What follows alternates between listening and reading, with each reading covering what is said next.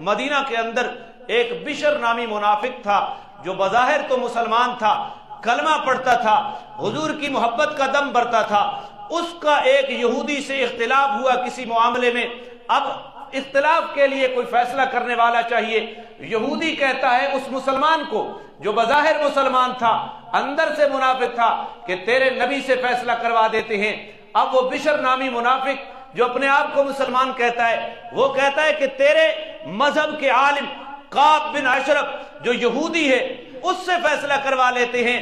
اب کافر کہتا ہے کہ تیرے نبی سے فیصلہ کرواتے ہیں، جو مسلمان اپنے آپ کو کہتا ہے تیرے عالم سے فیصلہ کرواتے ہیں۔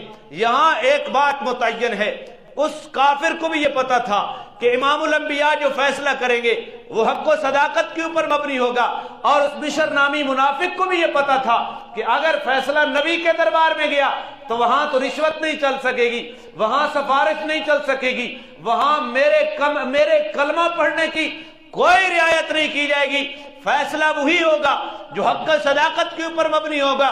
تو بشر کو یہ اندر سے یقین تھا کہ چونکہ میں غلط بات کے اوپر ہوں، اگر میں نے فیصلہ حضور کی طرف لے کر گیا تو فیصلہ میرے حق میں کبھی نہیں آ سکتا۔ تو بشر یہودی عالم کے پاس جانا چاہتا ہے کہ وہاں سفارش بھی چل جائے گی، وہاں رشوت بھی چل جائے گی، وہاں کوئی اور قرابت بھی چل جائے گی، اور سارے کام ہو سکتے تھے۔ اور یہودی کو بھی یہ یقین تھا کہ میرا مولوی ان ساری چیزوں کے اندر داغدار ہے، لہذا اس نے کہا کہ نہیں، میرا مولوی فیصلہ نہیں کرے گا۔ حضور کے پاس جاتے ہیں، بشر کو بھی جانا پڑا، اپنا معاملہ حضور کے سامنے رکھا، اور جب حضور علیہ الصلوۃ والسلام کے سامنے اپنا معاملہ رکھا تو امام الانبیاء صلی اللہ علیہ وسلم نے یہودی کے حق میں فیصلہ دے دیا۔ کس کے حق میں فیصلہ دیا؟ یہودی کے حق میں فیصلہ دیا۔ تو جب یہودی کے حق میں فیصلہ دیا تو جس کو پتہ ہوتا ہے کہ میرا تو من پورا نہیں ہوا، کیونکہ پہلے ہی بددیانتی کے اوپر مبنی تھا، اس کا قضیہ، اس کی خواہشات وہ بددیانتی کے اوپر مبنی تھی، اور اسے پتہ تھا کہ فیصلہ میرے حق میں تو ہوا نہیں۔ وہ کہتا ہے آؤ ذرا عمر سے فیصلہ کروا لیتے ہیں۔ اس بشر نامی منافق کے ذہن میں یہ تھا کہ حضرت عمر چونکہ جلالی طبیعت کے ہیں، اور جو ہی میں کہوں گا کہ یہ یہودی ہے، اس کے ساتھ میرا جھگڑا ہو گیا ہے اور آپ میرے کیس کا فیصلہ کر دیں، تو حضرت عمر اپنی طبیعت کی رعایت میں اس یہودی کے حق میں فیصلہ نہیں کریں گے، میرے حق میں فیصلہ کریں گے یہود کی نفرت کی وجہ سے۔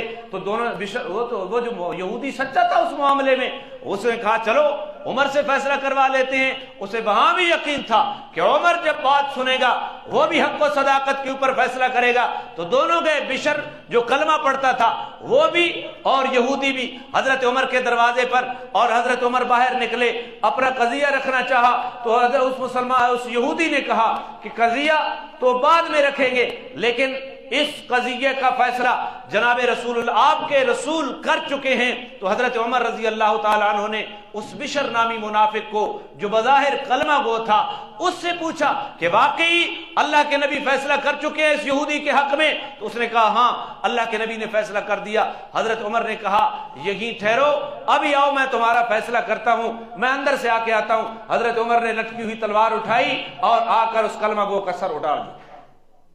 سر، یہ لفظ ہیں حضرت عمر کے میرے سامنے، ہاکذا اقضی علی من لم یرض بقضاء اللہ وقضاء رسولہ، جو اللہ اور اللہ کے رسول کے فیصلے کے اوپر راضی نہیں ہے، میں عمر کا یہ فیصلہ ہے اس کے بارے میں۔ اب وہ جو بشر نامی منافق تھا اس کے رشتہ داروں نے کوہرام مچا دیا کہ ایک مسلمان کو عمر نے قتل کر دیا ہے۔ وہ فیصلہ کروانے تھوڑا گیا تھا، وہ تو تصفیہ کروانے کے لیے گیا تھا کہ ہماری صلح کروا دی، تعویلیں کی مختلف قسم کی، اور کوہرام مچ گیا۔ اب مسلمان کو قتل کی پاداش میں قصاصاً قتل کیا جاتا۔ حضرت عمر رضی اللہ تعالیٰ عنہ بھی سوچ رہی ہے پتہ نہیں کیا ہوگا، رسول اللہ صلی اللہ علیہ وسلم بھی پریشان ہیں۔ ادھر قرآن اترا، فلا وربک لا یؤمنون حتی یحکموک فیما شجر بینہم ثم لا یجدوا فی انفسہم حرجا مما قضیت ویسلموا تسلیما۔ میرا پیغمبر تیرے رب کی قسم، یہ لوگ اس وقت تک مومن نہیں ہو سکتے جب تک اپنے اختلافات میں اللہ کے رسول کو فیصل نہ مان لیں اور آپ جو فیصلہ کرے اس فیصلے کے اوپر جب تک دل و جان سے راضی نہ ہو جائیں اس وقت تک یہ لوگ مسلمان. عمر کی پریشانی بھی دور ہو گئی, مسلمانوں کی پریشانی بھی دور ہو گئی, اور حضور نے اس وقت فرمایا انت الفاروق, انت الفاروق, تو حق و باطل کے درمیان فرق کرنے والا ہے, فاصلے پیدا کرنے والا ہے. عمر تیرے فیصلے کے اوپر قرآن اترا, انت الفاروق, انت اب اس آیت کو سامنے رکھو, اس کے پس منظر کو سامنے رکھو, اپنی شادی کو سامنے رکھو, اپنی سیاست کو سامنے رکھو, اپنی تجارت کو سامنے رکھو, اپنے لباس کو سامنے رکھو, اپنے کلچر اور تہذیب کے سامنے رکھو, اور ادھر محمد رسول اللہ کی شریعت کو سامنے رکھو, اور ادھر اس آیت کو سامنے رکھو. بالکل روز روشن کی طرح واضح ہو جائے گا کہ میں ایمان کی کس کیٹیگری کے اوپر کھڑا ہوں. اللہ تعالی ہمیں حضور کے ساتھ سچی محبت اور اطاعت کا جذبہ نصیب فرمائے.